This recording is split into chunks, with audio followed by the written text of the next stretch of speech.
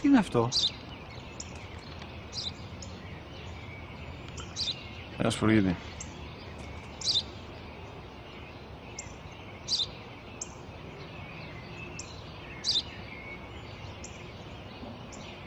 Τι είναι αυτό? Μόλις τώρα στο είπα, πατέρα, σπουργίτη είναι.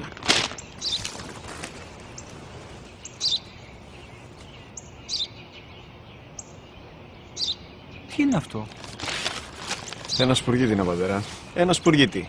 Σπου-γι-τι!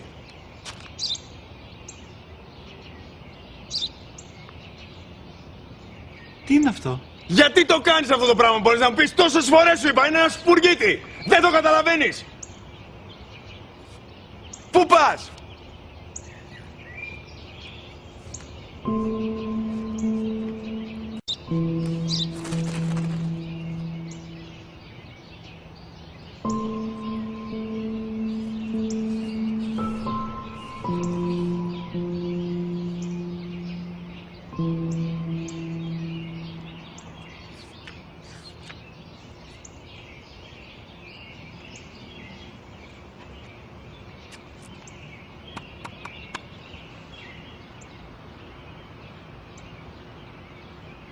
Δυνατά.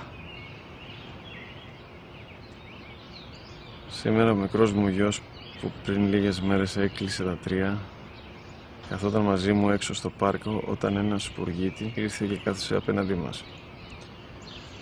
Ο γιος μου με ρώτησε 21 φορές τι ήταν αυτό και το απάντησα και τις 21 φορές ότι ήταν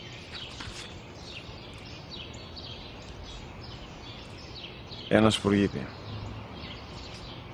Τον αγκάλιασα τρυφερά και τις 21 φορές που μου έκανε την ίδια ερώτηση, ξανά και ξανά, χωρίς να εκνευριστώ, νιώθοντας στοργή για το αθώο μου αγοράκι. وَقَضَى رَبُّكَ أَلَّا تَعْبُدُوا